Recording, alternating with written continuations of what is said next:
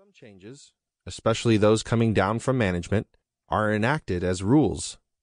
For instance, some companies put in place the rule X new unit tests per programmer per iteration before starting a more formal Agile transition. Another popular rule is a story's not done until its owner has applied the code reviewer's comments. The team or management establishes these rules for a good reason, such as improving quality or reducing costs.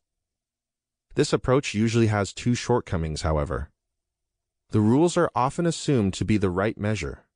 No attempt is made to assess their effect on performance. Sometimes they cause an unnoticed reversal elsewhere. The rules are an imitation of others' success. Some people go as far as referring to a tactic or rule as a best practice, which implies that it's universally successful. When doing complex work, no practice can be like that. All practices have contexts in which they are costlier or less effective than others. A better approach is to consider each improvement an experiment, with all the implications of the scientific method. Formulate a hypothesis, test it out and collect data, then analyze your data and draw a conclusion. Since a work environment is a complex adaptive system, other techniques such as variable isolation and control groups might well be a stretch. In addition, objective measures are not always possible, but having a hypothesis to prove or disprove and data to analyze will get you far. Just make sure the experimentation period allows the team sufficient time in the integration phase of the change curve. I've coached several teams that were theoretically interested in pairing, but resistant to it in practice. All became considerably more receptive once I suggested experimenting with pairing. I used the magic phrase, "Let's give it a try." We usually limited the experiment to 2 or 3 iterations.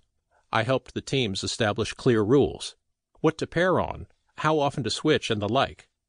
Collect objective measurements such as defect data and completed story points, and solicit subjective measures such as satisfaction and knowledge acquisition.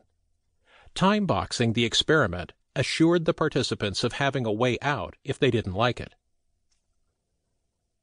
Reframing a change as an experiment and carrying it out as a bona fide experiment is a great way to get buy-in. For stronger buy-in and participation in an experiment, it's better to have the team design it collaboratively and treat it playfully.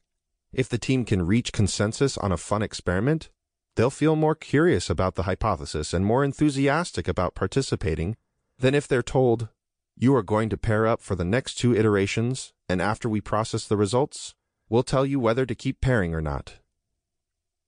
It's important to realize that you're not just reframing a change as an experiment. Agile teams and organizations are such complex systems that you don't truly know whether the change will result in net improvement. For instance, many people consider code reviews a best practice for enforcing standards and finding omissions. In some teams, code reviews do achieve those targets, but they also cause considerable context switching, delays in story completion, and costly overhead of managing review findings. Beware the law of unintended consequences. Whatever action you take, you might receive an unexpected benefit, cause an undesirable effect, or make the underlying problem worse. As you formulate your hypothesis and the experiment, consider what other consequences might occur. For instance, one agility assessment I conducted revealed that senior developers used the code review mechanism to sneak in many changes and gold-plating tasks, thereby messing up estimates and bypassing the backlog prioritization mechanism. For a systematic exploration of possible unintended consequences, consider their 5 possible causes: ignorance, error, immediate interest, basic values, and self-defeating prophecy.